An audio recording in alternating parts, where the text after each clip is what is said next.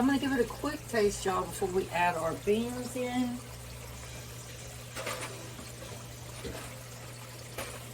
One of my cats is over there playing with nails. Not loose nails. Let's give this a taste.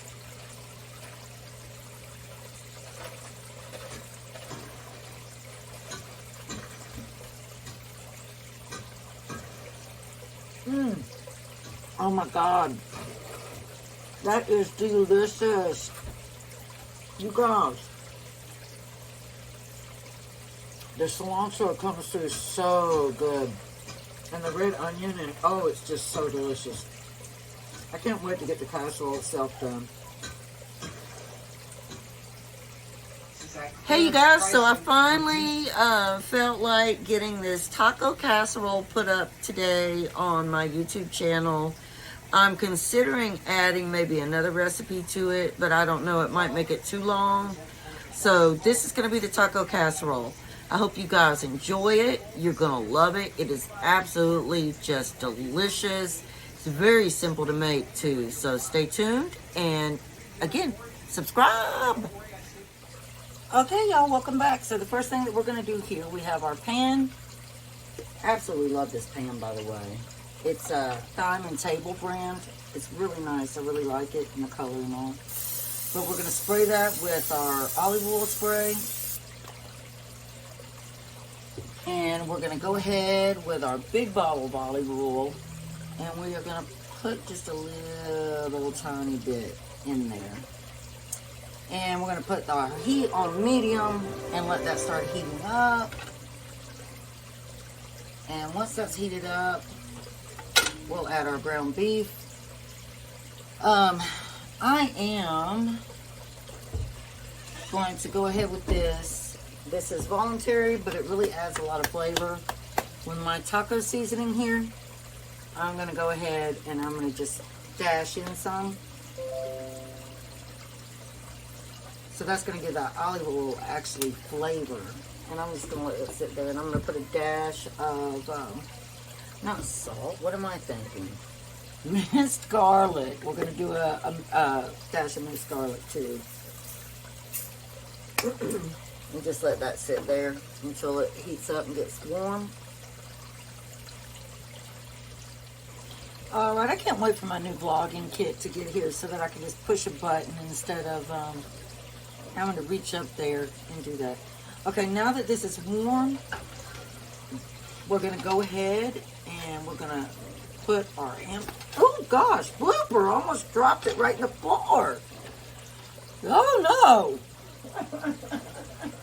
Has that ever happened to anybody before? Okay. Where's my now? Sorry. Alright, we're going to take our meat mallet here and break apart our ground beef directly into that warm olive oil and seasoning.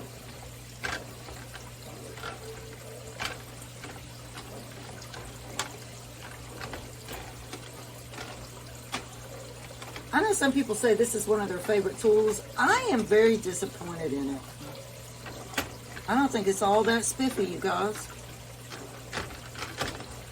I'd rather use my hands, honestly. And if you get lean ground beef, you can use your hands. It just falls apart right in your hands. Right now that our ground beef, is starting to brown, we are going to add in 1 teaspoon of cayenne pepper for a little bit of heat.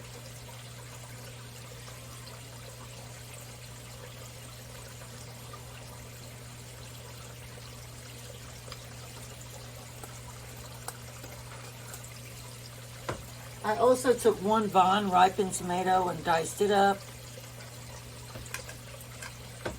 We are also going to use 1/3 cup of diced up cilantro as well. Okay?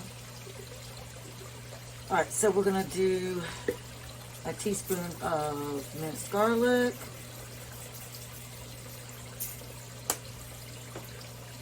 We're going to do a tablespoon of Kinder's wood-fired garlic.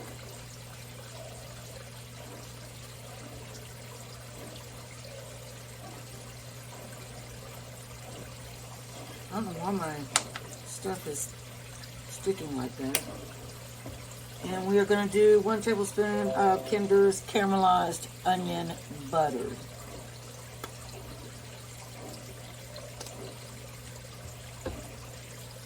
And we are going to mix these all together to let them join in wedlock.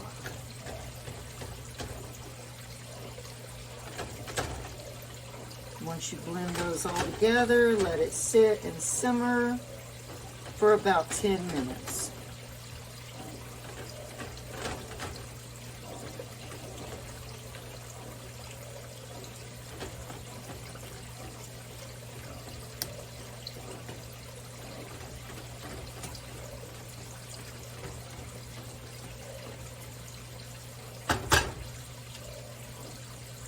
Okay, so the reason I told you guys to turn the heat down is because you're now going to finish browning your ground beef with your vegetables. And as you can see, I've gotten almost all of that fat that was in there out. You want to reserve just a little bit. So you can see that. There's hardly any fat in there now at all. Okay, the first thing I'm going to do, we are going to do 1/2 cup of orange pepper. Orange bell pepper, 1/2 cup.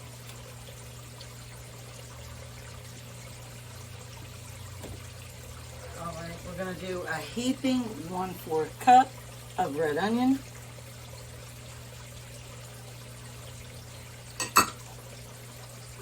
We're going to do a cup of the vine ripened tomato.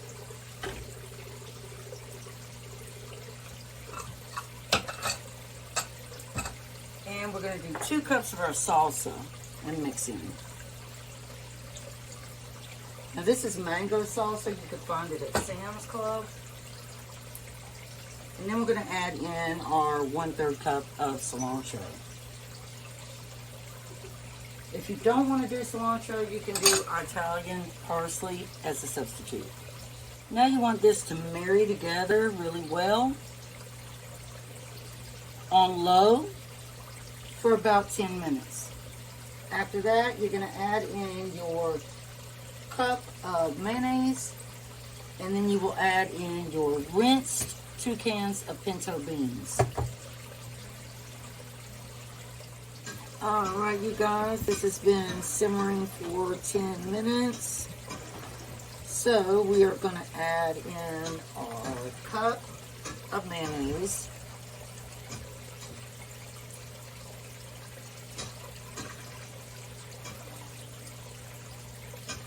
Now, if you don't like mayonnaise, just do a cup of sour cream, or you could do half a block of cream cheese. It might alter it just a little bit, but you'll be all right. And when you want to mix this in very good, let them join together at the hip.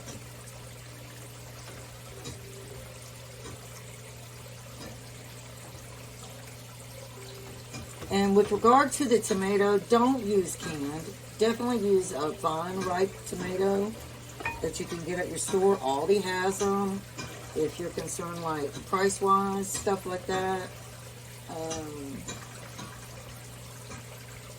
You know, you can find them pretty reasonable. In the summer, I grow them myself, and I was just running over with tomatoes. I even made a homemade salsa. What else did I do? I did several things. I just can't remember them all. Okay, so that's going to make a nice white creamy appearance.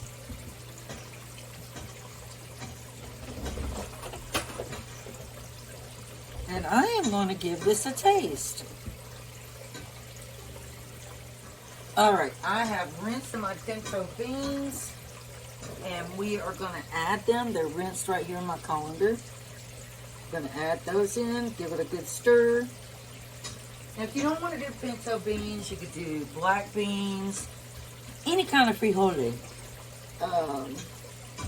White beans, not chickpeas, not nothing like that. Northern beans, but You could even do white kidney bean if you wanted to. But I think the pintos was what makes this over the top. I think they just love blooper. It's just give it so much flavor. And I am going to add a dash more of taco seasoning. Now, I use McCormick's taco seasoning, but I'm planning on making my own taco seasoning. Because I think some of these seasonings can have excess salt that we just don't need. This is a low-carb meal. You're supposed to do tortilla chips in the middle, so you're supposed to do half and half. You put the base of this on the bottom of your 9x13, then you put tortilla chips, then you put the rest, then you do tortilla chips, then you do a whole bunch of cheese on the top. But this is the low-carb version, so there are no tortilla chips.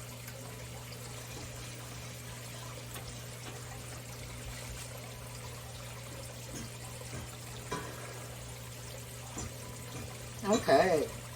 Alright, I'm going to let that simmer and just marry together for about 15 minutes. Alright, that is our first layer right here. We did the cheese. Now we're going to add the rest of our meat mixture and we're going to top it with more cheese. Then we're going to put it in the oven at 375 for 25 minutes to bake.